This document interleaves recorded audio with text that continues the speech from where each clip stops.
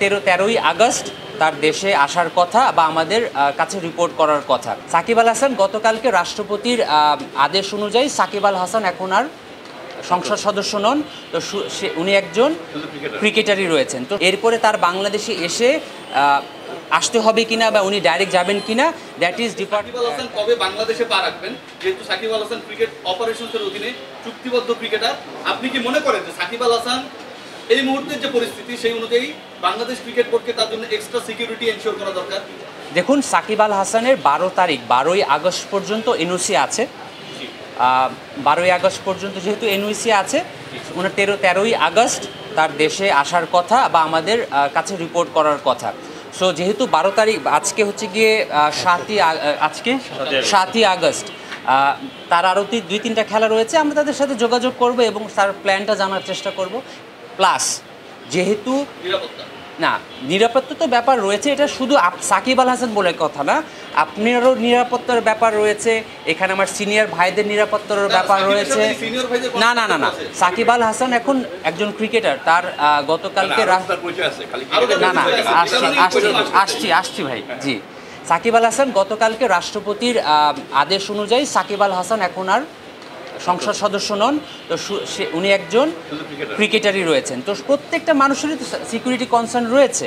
তো আমরা যেহেতু 12ই আগস্ট পর্যন্ত এনওসি রয়েছে, তারপরে তার বাংলাদেশ ক্রিকেট টিমে জয়েন করার কথা।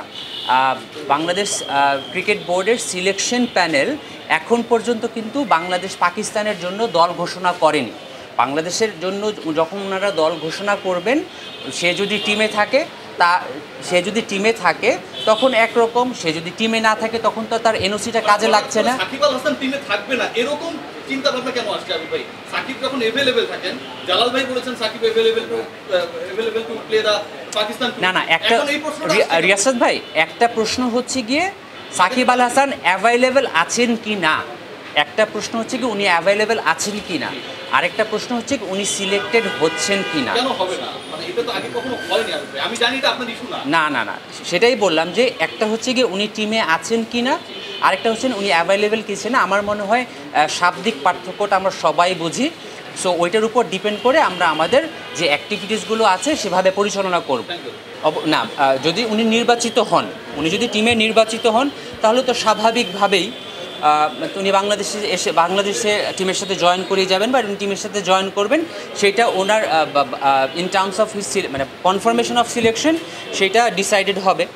এখন দেখুন, অনেক সময়, যেমন আমি আপনাকে একটা ছোট্ট উদাহরণ দিই, অনেক সময় কিন্তু প্লেয়াররা ব্যক্তিগত কারণেও কিন্তু জানিয়ে থাকেন যে আমি এই কারণে হোক বা অসুস্থতার কারণে হোক, যেমন মাহমুদুল্লাহ রিয়াদ বছরখানেক আগে হজের কারণে আফগানিস্তান সিরিজ খেলেন নাই। সো পার্সোনাল সেই স্পেসটাও তো আমরা প্লেয়ারদের দিয়ে থাকি। সো আমাদের এখন পর্যন্ত যেটা কনসার্ন সেটা হচ্ছে কি 12 তারিখ পর্যন্ত তার এনওসি দেওয়া আছে।